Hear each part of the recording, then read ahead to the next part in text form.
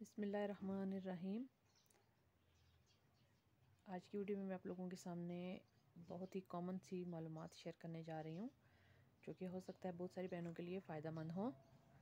तो ये बहुत सारी चीज़ें हैं जो आपको नज़र आ रही हैं, जो हम सादा सिलाई मशीन को इस्तेमाल करते वक्त अपने पास रखते हैं, और हमें मालूम होना चाहिए कि इन तमाम चीज़ों का क्या फ़ायदा है और इनमें से कौन कौन सी चीज़ जो है वो किस किस वक्त हमने इस्तेमाल करनी है। तो सबसे पहले स्टार्ट करते हैं। ये है ओपनर। ओपनर का बेसिकली जो मकसद होता है कि हम हर थोड़ी थोड़ी देर बाद कैंची को उठा के धागे को काट नहीं सकते, तो हम इस ओपनर की मदद से धागे को कपड़ा सिलाई करते वक्त जब निकालते हैं तो हल्का सा जोर लगाने से इस तरह से धागे को कट कर लेते हैं। इसका जो दूसरा मकसद होता है वो ये होता है कि आप इससे सिलाइयाँ वगैरह भी उधेड़ सकते हैं, लेकिन बहुत एहतियात के साथ। जैसा कि ये आपको नज़र आ रहा है, इसके ऊपर सिलाई लगी है, तो इस सिलाई को खोलने के लिए ये देखिए आप कहीं से भी इसके एक थ्रेड को उठाएंगे, जो सिलाई का धागा आपको नज़र आ रहा है,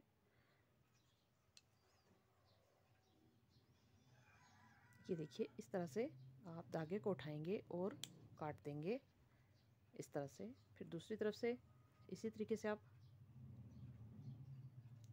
धागा दूसरी तरफ वाला ढीला हो जाएगा, जिसकी वजह से ये देखिए हम इस सिलाई को इजीली खोल सकते हैं। बाजू का ऐसा होता है कि टांका बहुत छोटा होता है, जिसकी वजह से हमें सिलाई उधेड़ने में सुई के साथ मुश्किल पेश आती है, तो आप इस ओपनर को सिलाई उधेड़ने के लिए भी इस्तेमाल कर सकते हैं। इसको दूसरे तरीके से भी आप सिलाई उधेड़ने के लिए इस्तेमाल कर सकते हैं।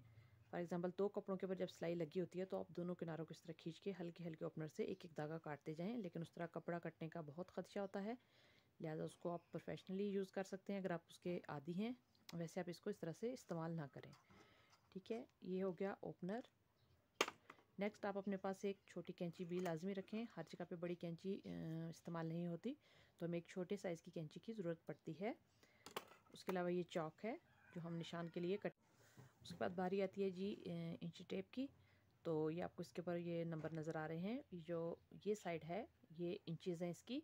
यहाँ आपको मैं स्टार्ट से छोड़ देते हैं, क्योंकि यहाँ से शुरू करते हैं गिना, तो ये यहीं से जाता है, लेकिन यहाँ से लेकर यहाँ तक 1 इंच होता है।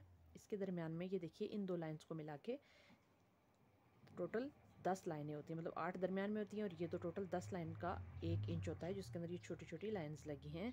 यहाँ पे इसका हाफ होता है, मतलब हम जो 1.5 इंच बोलेंगे तो 1.5 इंच एक पूरा इंच और हाफ यहाँ पे होगा, तो ये होगा हमारा 1.5 इंच, ठीक है।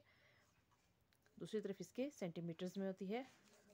सेंटीमीटर अमूमन कम ही इस्तेमाल किया जाता है, लेकिन यहाँ पे साथ आपको इंचज़ का भी बताया जाता है कि कितने सेंटीमीटर और कितने इंचज़, ये सब भी इसके ऊपर मेंशन होता है।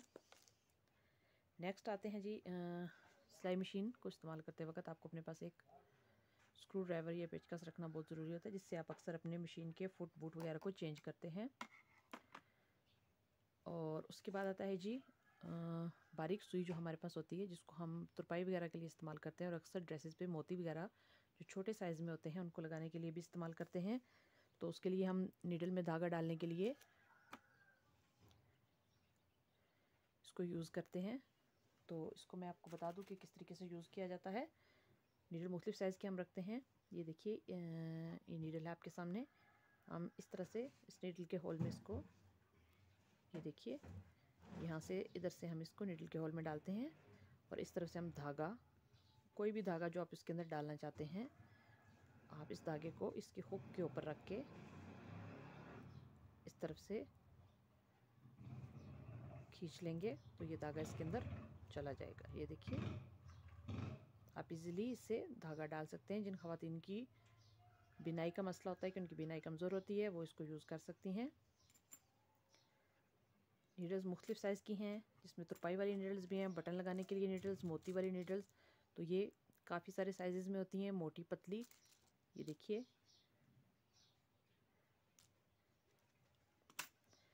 भी आते हैं जी ये मशीन के, इसको मशीन के दंदार कहा जाता है, और इसको दांत भी बोला जाता है हमारी ज़ुबान में, दंदे भी कहा जाता है। तो ये मैं आपको दो किस्म के दिखा रही हूँ। देखिए इसके जो नोकें हैं वो बारीक बारीक हैं, और इसकी देखें ज़रा चौड़ी हैं। ये दो किस्म के हैं। हमारी जो हम घरों में इस्तेमाल होने वाली मशीनें हैं, उनमें ये दोनों किस्म में से कोई एक किस्म आप लगा सकते हैं। सिर्फ इनकी मोटाई में फ़र्क होता है। और यहाँ पे इनके जो ये धंधे बने होते हैं इसकी शेप में थोड़ा सा फ़र्क होता है, सॉरी साइज़ में फ़र्क होता है इसके। और इनको चेंज किस टाइम किया जाए ये मैंने आपको पहले भी अपनी वीडियो में बताया कि आप इसको इस तरह हाथ पे रख के जब फील करते हैं तो ये आपको देखिए निशान पर चुभने चाहिए, और जब ये बिल्कुल ख़त्म हो जाते हैं तो ये स्मूथ हो जाते हैं, घिस जाते हैं। फिर ये रेशमी कपड़े को और जो हमारे बारीक कपड़ा है उसको चलाते हुए तंग करते हैं।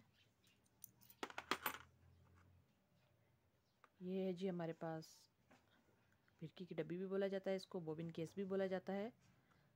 और इसको कैसे डाला जाता है, इस तरीके से आप इसको पकड़ेंगे और धागा जब आप फिरकी को डालेंगे तो ये देखिए धागा आपका इस तरफ से आना चाहिए। ये देखिए हमारा धागा इस तरफ से आ रहा है, इसको हम इस तरह से रखेंगे और इस धागे को इस कट के अंदर से गुजारते हुए, ये आपको कट नज़र आ रहा है, ये देखिए। अब हम खींच के देखेंगे तो ये हमारी फिरकी इस तरीके से चलनी चाहिए। नेक्स्ट आते हैं ये बटन वगैरह हैं, टिच बटन, उसके अलावा ये पिन्ने हैं जिनको आप इस्तेमाल कर सकते हैं कटिंग के दौरान। ये सादा मशीन का पैर है जिसको आप सादा सिलाई के लिए इस्तेमाल कर सकते हैं। ये पाइपिंग वाला पैर है, ये देखिए ये लेफ़्ट और राइट दोनों होते हैं, इसको पाइपिंग के लिए यूज़ किया जाता है। उसके अलावा ये कुछ लोगों को आदत होती है कि वो अक्सर लेस भी ऐसी होती है कि इस तरफ से हम नहीं उसको लगाते, लेस हमारी इस तरफ आ रही होती है हाथ के सीधी तरफ, तो उसके लिए ये लेफ़्ट है। आप राइट साइड का पाँव भी इस्तेमाल कर सकते हैं। और अगर आप चाहें तो ये मल्टी फंक्शनल पाँव है, ये मशीन का फुट या बूट है, इसको आप लेफ़्ट और राइट दोनों तरफ से यूज़ कर सकते हैं। तो ये मैं भी आपको लगा के बताऊंगी कि हम किस तरीके से इसको यूज़ कर सकते हैं। उसके अलावा डिज़ाइनिंग वगैरह करने के लिए आप ये एम्ब्रॉयडरी वाला धागा यूज़ कर सकते हैं कपड़ों के ऊपर। और सिंपल सिलाई के लिए हमारा सिंपल धागा होता है। तो यहाँ से हम ये आपको एक नट नज़र आ रहा होगा, इसको हम इस तरीके से इस पेज को खोलते हैं। ये देखिए किसी भी पेचकस या स्क्रू ड्राइवर की मदद से आप इसको खोल लेंगे। उसके बाद आप ये जो मल्टी फंक्शनल हमारा पाइपिंग वाला left right at the same time है, इसको हम यूज़ करेंगे। कैसे करेंगे, ये इसके अंदर एक आपको ये देखिए पेज नज़र आ रहा है, इसको मैं ढीला करूँगी तो ये इसको लेफ़्ट राइट होने में मदद देता है हमारे पैर को। और नीचे से हमने इसको नीडल के साथ कितना अटैच करके लगाना है उसमें भी मदद देता है। इस तरीके से ये खुल जाता है। अगर कभी एक्सीडेंटली ये आपसे खुल जाए ज़्यादा ढीला करने की वजह से, तो आप इसको इस तरीके से टाइट कर सकते हैं। एक तरह से कहा जाए तो ये पाइपिंग वाला लेफ़्ट राइट दोनों साइड वाला बूट कहलाया जा सकता है, क्योंकि बार बार हम लेफ़्ट राइट बूट को चेंज करें उससे बेहतर है कि हम इस एक ही पैर को ख़रीद लें। ये सिंगल वाले पैर की निस्बत ज़रा महंगा होता है। इसको इस तरीके से ये देखिए जहाँ से हमने सादा मशीन का पैर उतारा है वहाँ पे इस होल के अंदर इसका जो नट होता है उसको हमने पहले से निकाला है। इसके ऊपर रखते हुए हम यहाँ पे इसके ये पेच लगा देंगे। अब इसको एडजस्ट कैसे करें, इस पीछे वाले पेज को आप हल्का हल्का ढीला करेंगी तो ये देखिए यहाँ से इसको दबाएंगी, इस तरफ से दबाएंगी तो ये राइट की तरफ मूव करेगा, और दोबारा उस तरफ से एंड वाली साइड से दबाएंगी तो ये लेफ़्ट की तरफ मूव करेगा। तो जहाँ पे भी आपने इसको नीडल के हिसाब से एडजस्ट करना है, कपड़े के हिसाब से आप वहाँ इसको एडजस्ट कर लें। ठीक है, तो ये हो गया हमारा लेफ़्ट राइट बूट और उसके मतलब मालूमात।